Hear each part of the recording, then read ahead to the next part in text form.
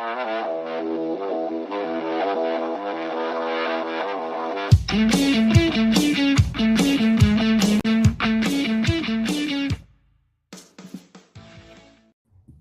right, Coach Mohns is here, tight ends coach at Arizona State University. Coach, what an honor for you to be here. Thanks so much. No problem. I'm happy to be here and appreciate you reaching out and showing interest in having me on your show. Well, you're a legend. You're like a high school legend, so I have to get you on here. Moved on to college and stuff like that, but we didn't get to talk much before recording. Yeah, I usually do, but we got to get it going. So, like I said, you great high school career. Everybody knows that. Burning desire I have to know is what made you then decide to go to college? Like, what was that thought process like? Yeah, I was asked all the time, after I started having some success as a head coach, and people ask me all the time, "Oh, when are you going to college? When are you going to college?" And I just that wasn't my end game when I got into coaching. I really kind of stumbled into coaching, and I was having being the head coach at Saguaro High School was really the dream. And but we got to a point where we had had a ton of success. We were able to sustain it. We, grew our program and made the move from 4A to 5A to 6A. And, was able to get over the hump and win the open division in Arizona, which is, the best 8 schools in the state. And they added that in 2019. And I kind of felt like once we got over the hump with winning the open division, I just didn't see that there was a ton more room for growth for me in the spot I was in. And I felt like I had so much room to grow. I got the head job there when I was 29 years old. I figured things out on the run. I was able to be exposed to a lot of really good coaches, because we had really good players at Saguaro. And so a lot of coaches came through recruiting, and I built good relationships, and I had some great mentors, and I learned as much as I could from them. But I kind of felt like I had taken myself as far as I could go as far as developing as a coach. And I felt like I was just eager to kind of know what I didn't know, and do it at the next best level. And I always told people, if it would take something really special for me to leave Saguaro, and I didn't quite know what that was. And when the ASU opportunity opened up with the head coach, Coach Dillingham, and some of the other people that were going to be involved, I knew that was the place. And so I just said, you don't really know what that right opportunity is until it hits you in the face. And when it did, it was the only time I never had to hesitate. I had some other opportunities that came across, during my time at Saguaro, and some things that, we didn't really think about, a couple of things that we thought about a little bit, but this was the first one I didn't have to think about. I just knew it was the right situation for me and for my family. Right. Because you went to Arizona State, right? I think. Yeah, no, I'm an alum. My wife is an alum. My dad coached football at Arizona State for Frank Kush. Oh, wow. My mom was a cheerleader there. So we're full-blooded Sun Devils. I had an opportunity, on a previous staff to make the jump and to be a Sun Devil. But, like I tell kids and families in recruiting, it's not just the place. And it's not just the people. It's a combination. When the place and the people align, that's when it's the right fit. And so the first time around when I had the opportunity to make the jump to ASU, the people weren't right. The place was great, but I think it's important that you surround yourself with the right kind of people. And that's why when Coach Dillingham got the job, and I started hearing some of the other people that he was bringing in, I said, this is the one, because it's a place I love, but it's also with people that I genuinely believe in, that I care about, that have the same goals and visions and passions for Arizona State University. And so that's what made it the right time for my family. Right place, right time, and sometimes the grass isn't always greener, I guess. No doubt. Moment. No doubt. And I'll say this, and I'll share this with other high school guys, because I know there's a lot of high school guys that would love to be able to make the jump I made. But, I was in a place where I kind of felt like if I was a head coach at Saguaro High School for 30 years, I'd be happy. And because we had it was a phenomenal program. I had tremendous support from our administration there, our principal and athletic director. We had great parent support. I was coaching top level athletes. My coaching staff was my best friends. And we had so much fun being together. And I saw the other side of it, because my dad coached college and pro ball. And I saw, everybody that hasn't been at that level or been around that level sees these big time contracts that head coaches are getting. Yeah. and playing games on ESPN and all the exposure and all this and that. But I saw the other side of it, which is my dad was in 18 cities in 40 years and divorced 4 times. Oh, And wow. so, and I never, from the time I was 2 years old, I never got to live in the same house with my dad, and so I didn't want that. I didn't want that from my kids. And so that's why I was really selective about just making the jump just to do it, because I know that, like you said, the grass isn't always greener. It's Yeah. great that you can put, college coach on your resume, but at the end of the day, that's not as important to me as being a good father and being a good husband and being able to be present. And so, I would just say that to young up and coming guys that are out there is like, make sure, what your priorities are. And if you do have a family and all that, then that you have to put your family first. And that may mean that you pass up some opportunities because it's not right for your family. And I feel like, we did that, but in the long run, I think when you do things the right way, when you put your family first, I think some of the opportunities that I passed up, but I wasn't sure if that was the right decision or not. And then I ended up, being patient and getting really the perfect opportunity to coach at my alma mater and not have to uproot my family. And that was Mhm. a big part of what made this special as well. Well, I'm glad you said that because I'm very blessed to have a lot of college coaches on here, and I get all levels. And one of the things we talk about is, like you said, what we see on ESPN and Fox, we see the big time numbers of like, oh, here's Nick Saban's contract, here's Dabo Sweeney's. But what about all the other coaches? Like they don't make that big time money. And then we don't really realistically look at all the assistant coaches that, like you said, maybe have moved 6 times in 8 years. Like we don't see that. And then if they do leave, they have to buy out their contract. They never talk about that. So like if they break it, they have to pay money back to them and everything else. And how hard is that on families? Like we can see the good side, like, oh, the wife's smiling and everything, but realistically, is this exactly the right move? And now they're stuck in it and they like this is all they know. They're not going to go to high school and coach. So you took the opposite route and able to kind of be sustained as a family, I think, and then make that jump and Yeah. able And to and I wouldn't trade, honestly, I wouldn't trade my path in for anything, because it allowed me to establish myself in a community, yeah, and really feel like I'm a part of a community forever, regardless of where my career takes me from now, I'll always be a part of this community here. It allowed my kids to be a part of a community. It allowed them to grow up on the sideline and get to be yeah, around the families on. And Coach Dillingham's awesome. Our families are welcome. We have family dinners every Sunday night, and we do tons of activities and get our kids together.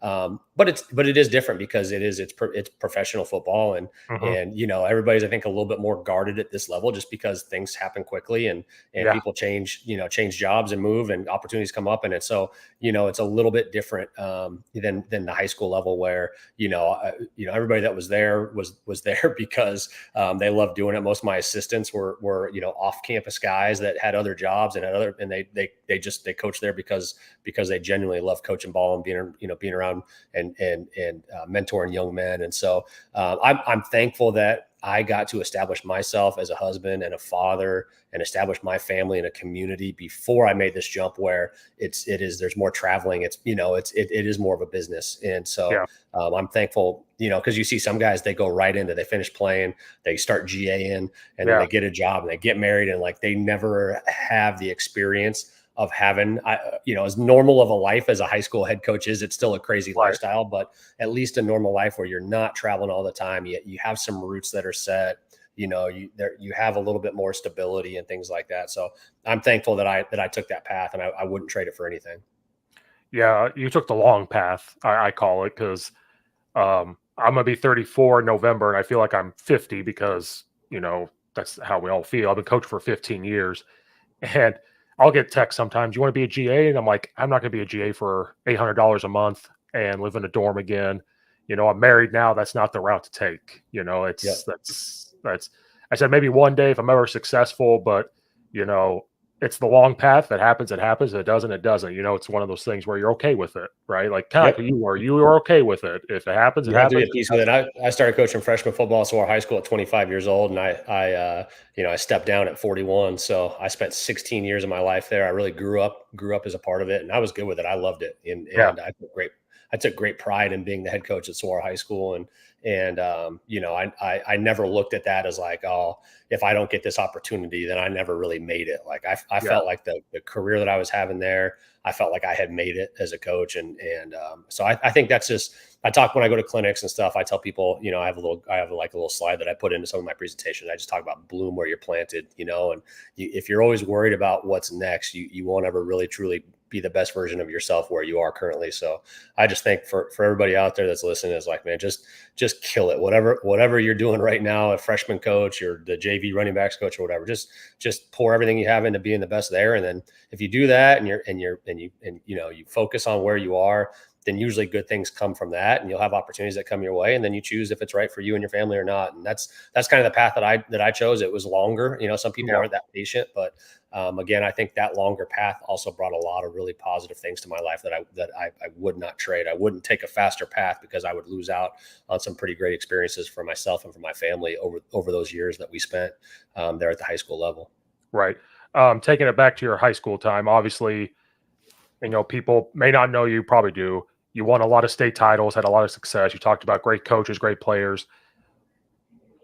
With constant winning, like the state titles, was there pressure to do it again over and over?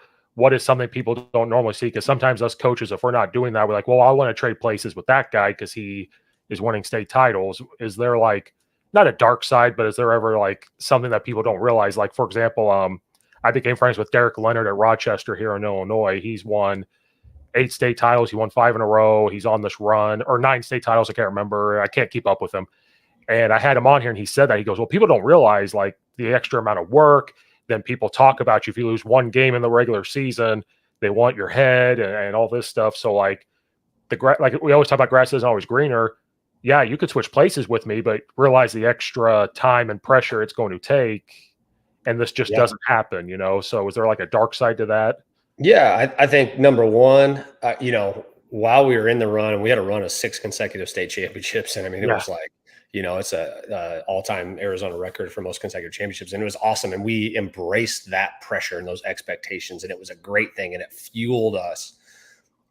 But then you also get to a point where that's hard to sustain that, Yeah. it's hard to sustain it. And as much as it drives you and it motivates you and whatever, I felt like I got to a point late in my career with, we took Saguaro High School. That was a 4A program. And I think a lot of the rules in the state of Arizona changed in part because of the success that we had at Saguaro. Mhm. And they came up with a promotion and relegation system and started moving teams up. And we went from a 4A school, with 1,400 kids we got moved up into 5A, and we got moved up again into 6A, playing schools with 3,000 plus kids. And on top of that, they created the open division. So they created a whole new playoff bracket for the best 8 teams. So we played that, and, as a 4A team, we played it as a 5A team, and we played it as a 6A team. So not only were we playing, against larger competition, but we were also playing the best of the best in the playoffs. And so it just made it harder and harder and harder to achieve what our goal was at Saguaro, which was to win a state championship every year. I mean, that's really what it was. And I knew that I was kind of starting to be ready for the next chapter, because I got to a point at Saguaro, and I told my wife this, where we were laying in bed one night, and she was like, "Man, why are you so stressed out? It's like, it's like week 4 and you're coaching high school ball. You've had all the success." And I was like, I feel like the only feelings that I get after a Friday night game now are either disappointment or relief, Yeah. and like the joy of winning, where you're just excited because you get a big win. Our expectations got to a point where they were so unrealistic that just a good win against a good team didn't feel good anymore. It just was a Right. relief. It was a relief. And then you went right back into the anxiety of the next game, hoping that you wouldn't feel disappointment. And I was like, you know what, that's not what this is about. You really need to take joy. And I was having this conversation with a high school coach the other day. I was like, make sure you celebrate all victories. You have to. If you get to a point where you can't celebrate victories, then it's a detriment to your program, to your kids, and all that. So I never wanted to get to that point where I felt stale. I never wanted to get to that point where I wasn't having fun and enjoying it. And I just think, a little bit it was our own doing with the success we had. We just created these unrealistic expectations. And I tell people all the time, there's a story. We had just come off of winning the Arizona Open Division Championship in 2021. And we were playing the number 3 team in the country, the first game of the year, the next year, Bergen Catholic from New Jersey. and nobody wanted to play him, which is why they came all the way out to Arizona to play us, because we were the only ones dumb enough to play him.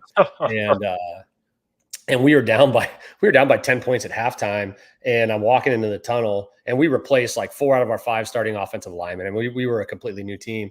And a parent yells, "You're getting out coached!" I'm like, well, shit, we're playing the number 3 team in the country. We just replaced 4 of our 5 starters on the offensive line. This team's world beaters, and it was just a funny. I laugh about it now, because it's like, I tell people, I tell high school coaches, no amount of state championships, no amount of scholarships that you get for your kids, no amount of individual accolades that you get will ever make people like back off and just give you the benefit of the doubt. It never stops. And so that was kind of one of those ones where you're just like, you just have to laugh and you just go, these people will never get it. And that he was a parent of a young player. He hadn't been around, didn't really, it's like, didn't really know what it was. He just, just saw this team up by 10 points in our first game of the year and figured we should be up. And, you just laugh about stuff like that. But yeah, no, it is. It's great. I mean, I would much rather be at a program that expects to win championships every year than a program that expects to lose, because there's nothing worse than being a part of a team that expects to lose. But there it is, like you said, there is a dark side to it too. It's not all sunshine and roses, and sometimes those expectations can be overwhelming, and they're hard to live up to. That happened to Derek Leonard. I remember they won 5 in a row, and then the next year they got beat in the Final Four, because in Illinois you get like 4 rounds of the playoffs to get to the state title game. And they lost, and all over Twitter was like, and Facebook was like, he's got to go. Like, how could we lose? And I'm like, guys, you just won 5 in a row, and you got to the Final Four. You lost by a touchdown in like a muddy, snowy game, and you want him fired. And then it goes on to win like 2 more in a row or something like that. Then it's the same type of thing happens. Same type of thing. Like, oh, he's getting out coach, blah, blah. And I'm like, what? Like, guys, like, and he laughs about it with me. I had him on here and he laughed about it. He goes, oh yeah, I know. He goes, but I embrace it, because that means they want to win. They want to do well. I won't say what he said off camera, but like what he said off was a little different. And then like Illinois is so different. Like, you have the Chicagoland area. I always joke about this. There's a highway called I-80. North of I-80 is Chicago. The south of I-80 is Illinois. And one state title game, they came up to Northern Illinois. That's where it was hosted. And they had to play a Chicago school. And it was unfair, because on the TV, it was like, oh, they're going to find out what real football is. They're going to find out what real football is, because they dismissed them. Even as an 7-time winning state coach, and they beat the team by like 25, something like that. And I'm tweeting all over. I'm like, oh, that's what real football is, and blah, blah. And I'm like, people just can't be happy. They have to find something. No doubt. Yeah, that's but the media and coverage, and they always want to stir the pot and find storylines and all that. So you have to roll with it. But it is, like I said, I mean, I had a blast. I hope this doesn't sound like poor me boohoo. Like, we had a lot of fun. We won a lot of games. Yeah. But to your point, it's you don't just show up and roll out the balls and everything's good and you win every game. I mean, there's a lot that comes along with that. And I think the hardest thing is, I think anybody can make a run and have a year or two where they win. But I think the guys that can sustain it for, 6, 7, 8, 10, 12, you see some guys that have been doing it for 30 years and been, running good programs that go deep into the playoffs every year. I mean, I think that's the hard thing is sustaining that level of success. That's the guys that do that are the ones that I really have a ton of respect for. Right. And I'll get off this topic, but it kind of happened. I grew up by U of I. I grew up 20 minutes from Champaign, went to Eastern, moved up to the suburbs because my wife was up here. And I started coaching out of high school. They had not made the playoffs since 1999. This was 2018. We made the playoffs. We go 9-0, win the first round. Then East St. Louis comes up and plays us week 2, and that's all she wrote. That was done. And then the next year I had left. He went 8-1. And then the first round of the playoffs, they get a private school. And this private school looked like a Division III school. Their offensive linemen were huge because they can recruit kids. And they lost. Well, it was the second year of the playoffs since 1999. I'm at the game supporting him, watching it, and the fans went nuts. They were like, Coach, blah, blah, you got to go and everything else. And he turned around and said something. He's like, guys, you haven't won anything until we got to this point, And I'm looking at these parents, and I'm like, you guys don't even know the type of work he put in for 7 years to get to this point. You have no clue. and this just doesn't happen. And you have no room to talk. It's been years. You hadn't won the conference since '68 too, and they won the conference. So it was like instant gratification type of thing. Then you got to sustain it, which he loves. He loves the Mhm. pressure of sustaining it, but it was like you have to sustain it over time before I think you can go after a coach's head. Like I don't Yeah. get it. It's real fun to listen to parents in the stands. It's like you guys have no clue. You have no Yeah, clue what it takes. my wife did not love sitting up in the stands on Friday nights. She, just having to hear some of the stuff. But no, but all in all, I mean, it's you take the good with the bad, and there's a whole lot more good than there is bad. Right. Oh, my wife will go to like 2 games and she goes, "That's all I can stand." And then she'll ask me, "What 2 games should I go to that you have a chance in so that way I don't have to hear anything?" You're right. You hear all the positives. Oh, she like cringes. She went to I coach basketball and softball. She goes to basketball games and if we're losing, they start saying something about me and she like tenses up. She's like, "I want to say something and I can't." And but a part of your sustained success, I think, is you're outside the box thinking when it came to offense. Your stuff's all over the place. How do you come up with like your outside the box thinking? Was it just like taking chances? Did you find your offense from somebody else, or was it just I'm going to draw it on a napkin and see if it works type of Yeah, thing? it's funny. I don't know how outside the box I am. I think all I did was I'm a student of the game, and I tried to take as many opportunities as I could to learn as I was kind of coming up. And so, I think it started. Noel Mazzoni was at Mhm. Arizona State as the offensive coordinator when I first got the offensive coordinator job at Saguaro. And so I just kept driving down and spending time with him and learning from him. And I picked up a ton. And then the very next year, we had a player named DJ Foster, who's actually on our staff now at Arizona State as our director of player development. But DJ was one of the higher recruited running backs in the country, and he's being recruited by everybody, Oregon and Auburn. And so, I got a chance. Myself, our offensive line coach, and our receivers coach went to Auburn and spent like 4 or 5 days out there. And because they brought me out to work the Auburn Big Cat Camp because they used to be able to Oh do yeah, that at the time. They could bring high school coaches yeah. out. And we just posted up, and so we worked the camp, and we stayed for another 3 days afterwards. And the cool thing is like Gus Malzahn at the time was the offensive coordinator. I think he took over as a head coach the next year.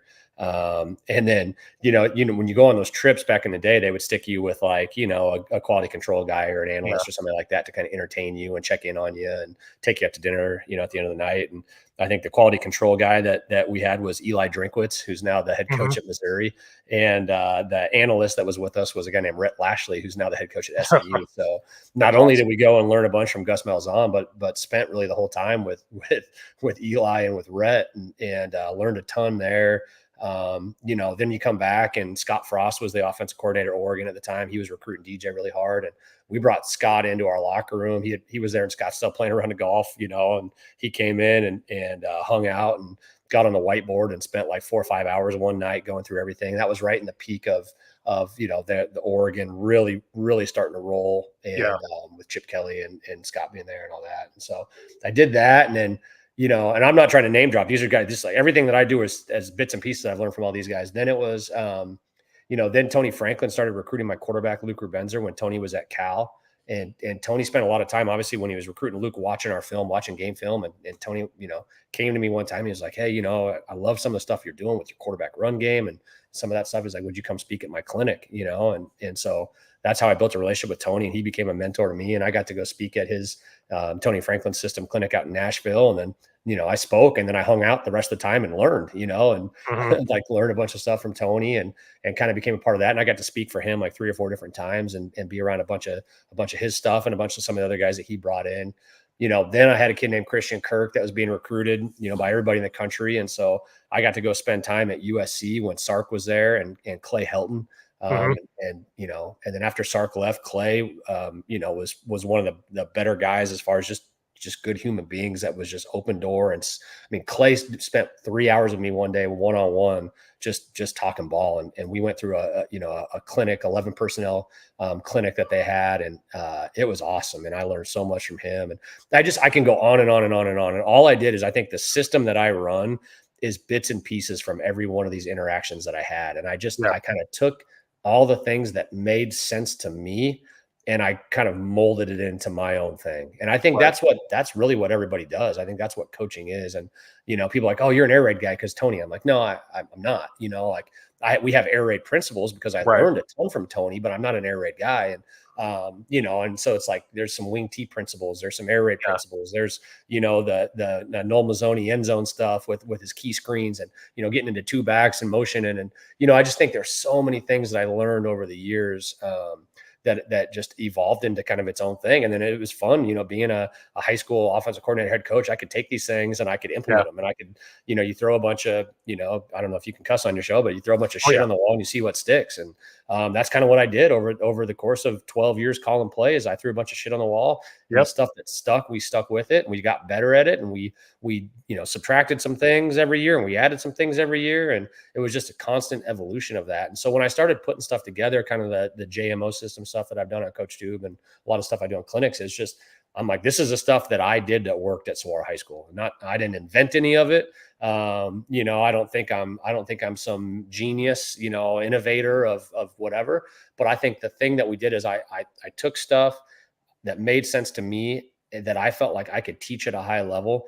And I put a lot of rules and things to make it easy to consume for my players. And what I found out is the things that I did to make it easy for my players to consume it was also things that people really liked when I would go speak at clinics or I do stuff. Hmm. Coaches like, that makes a lot of sense to me. I get it now.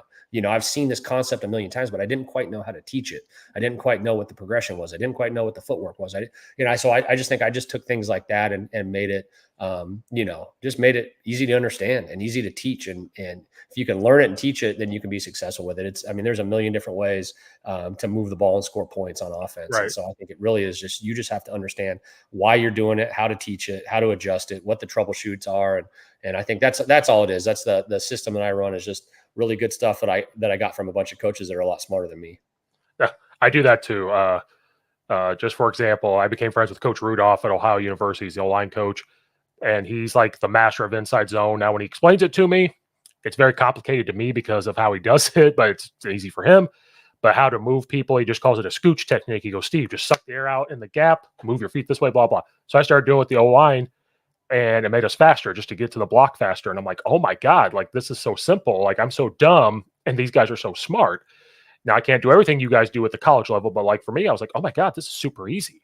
And then like learning wide zone and how simple it could be, I was making it complicated. And he goes, Steve, at the end of the day, just turn and run. Just get to your screws of your helmet to his chest. Boom, you're good. And then I'm like, well, what if this happens? What if this happens? What if this happens? He goes, no, no, no, no, no, no, no. He goes, just if this happens, run a different run play.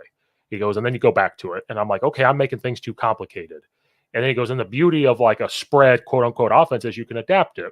Like last year, we put wing T toss, rocket toss in because it was super easy with the players we had. This year may not have that. We could take it out and put something else in, like a jet sweep if we have fast guys, and it's just super easy to adapt. That's why I like your stuff, is like it's easy to adapt to the players you have. Like, okay, maybe we can go full spread. Oh, maybe we have two big tight ends. We're gonna go 12 personnel here and like do what we need to do, but not change much. They could still do some of the stuff we're already doing. And No. Yeah, I think the best offensive systems, you start with this kind of big arching menu of everything that you can do. And then yeah. all you're doing each year is a process of elimination of just scaling it down to fit your personnel and fit the identity of your team. And I always say that's why, I think over the course of the years at Saguaro High School, I don't think we were always a fast starting team, Mhm. because I kind of felt like I went into every season with an open mind of like, all right, we're going to kind of start. I kind of have an idea of what I think this team can do. But we're going to do more of it early and then scale it back and scale it back and scale it back as Yep. we go. And so when you start with this big menu, by the time you get to the playoffs, that menu is a whole lot smaller than it was in Yep. spring ball. And then we were doing the stuff that we were doing at a really high level. And then obviously you can dress it up with formations and motions and shifts Yep. and personnel and things like that. But at the end of the day, I think it's just a process of finding out who we are, what do we do well, what is our quarterback comfortable with? Because at the end of the day, like you have to find that stuff too. And but yeah, I think that's every good offensive system is it's adaptable. You can take advantage of whatever your weapons are that year. You find what your guys do well, what they're confident in, and it doesn't matter how much you love a play, how much it works on the whiteboard. If your kids aren't confident in it, if they're not comfortable with it, it's not going to be any good. So I think as a good coach, as a good play caller, you're just trying to find out the things that they understand, that they believe in, that they're confident in, and you just run it and find different ways to dress it up as you go. Right. Or like you said, when you scale it back, you can still practice stuff, save this little segment for like the playoffs or a big game. Like we did that this year. We had a ton of, unbalanced stuff, and we practiced it all year long. Never used it in a game because we always wanted to save it. We're always like, unless we absolutely have to, it's critical in the game. First round of the playoffs, it's raining. Our best player tears his ACL. We should be beating this team by a lot. It's like 14-14. Me and the OC looked at each other and said, it's time. And it's a no huddle on balance. And we started doing it. Their players had no clue. It's never been on film for 9 weeks. And we just marched down the field and score. They're freaking out and we're having a great time. We're like, we saved it for this moment. So then the next playoff round, they were ready for it. We did it. They were ready for it. Well, we had a completely other shift on balance thing that we never used before. It did that. It threw them off for a loop for like a whole quarter. So it's just seeing what they could do. And then if you don't need it, don't use it. Save it. Just continue to No practice doubt. it. And even though we never use it in a game, our kids were so confident because every single practice we would set aside like 2 minutes to go quick, no huddle. We're going to do this. Can you do it with one word plays? And we were good. And so we're going to try to do the same thing again this year. But like, it was awesome to save it for that moment. The kids were just good to go. And that's why I love offense more than defense. I'm like, I'll never coach defense.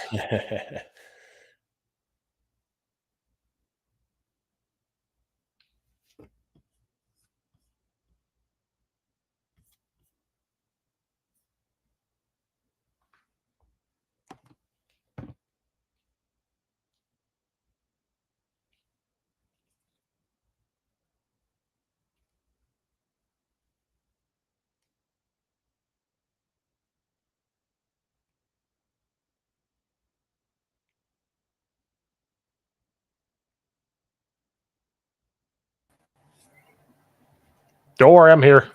Okay. Sorry about that. Technical difficulty. The dog might have knocked over the router. It's okay. That's why you do this raw and uncut. No doubt. Sorry about that. I know we're getting wrapped up on time. I do have like one last thing I'm very curious about. You kind of knew what you were doing going from high school to college, like the job that was going to entail and everything else. Was there anything when you got there? Because I think you've been there 2 years now, I think, maybe. Correct me if I'm wrong. Yeah, about a year and a half going into season 2.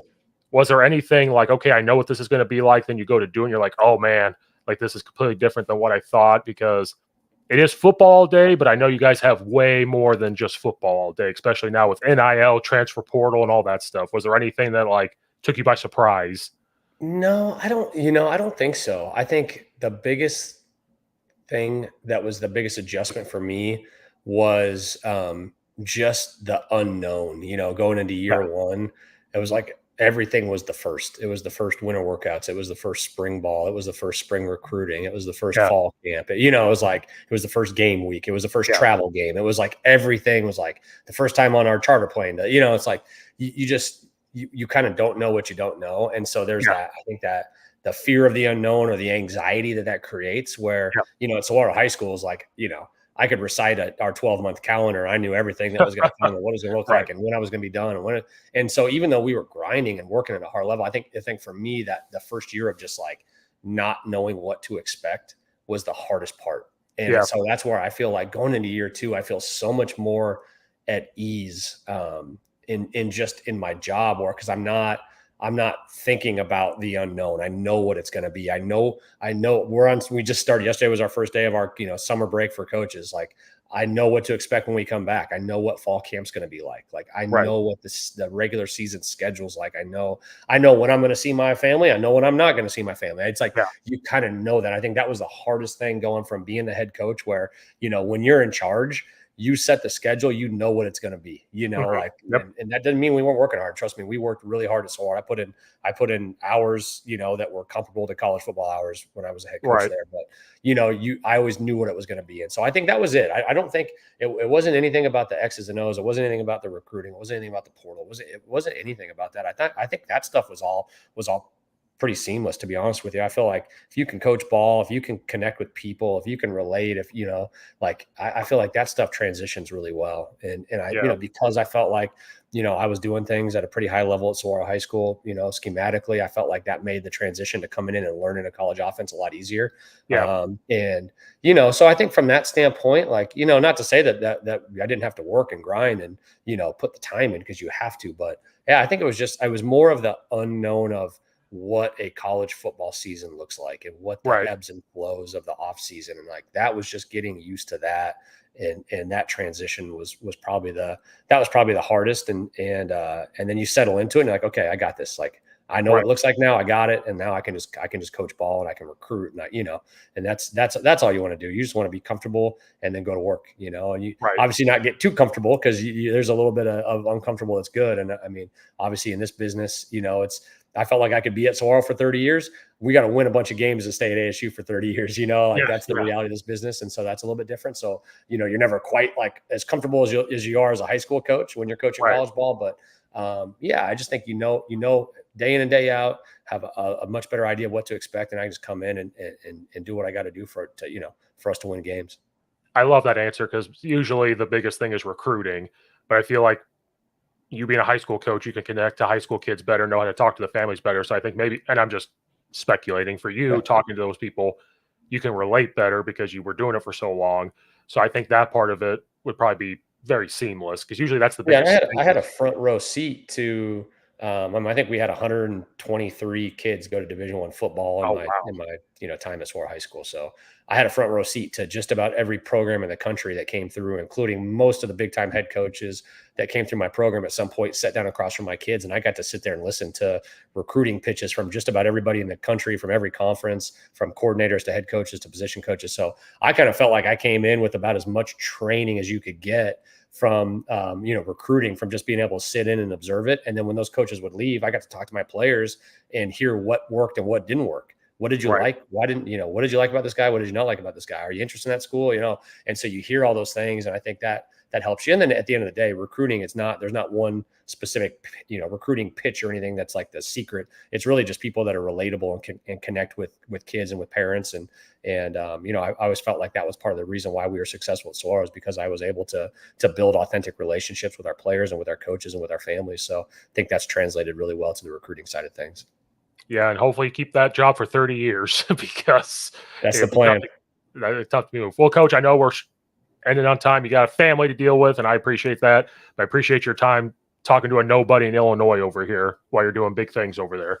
No, listen. I can promise you this. I remember sitting as it was my first year coaching freshman football, sitting in the back of a Glazier clinic, and I tell people all the time, it was like back then they used to rate if it was an A, B, or C, like advanced Mhm. or intermediate or beginner or whatever. And I was like in an intermediate course, and I was sitting in the back. The guy started talking, and I didn't understand any of the stuff he was talking about. And I was like, man, I don't know. I don't know anything. I don't know if I can do this. And so no, if you're coaching ball, I don't care what level you're at, and it's important to you and it matters to you. There's nobody that's a nobody. I think that's the cool thing about this profession is, like, if you ever come across a coach that big times you, it's probably because he's not very good.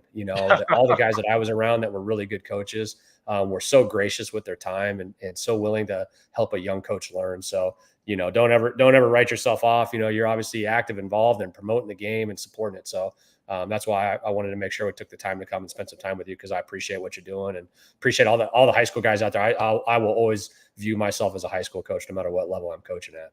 No, I appreciate what you've done for us, and I'm just trying to do my best to give back the best I can do, and that's all I can do. But I appreciate you coming on here, and I think ASU's in good hands over there. Appreciate you, coach. Wish you all the best.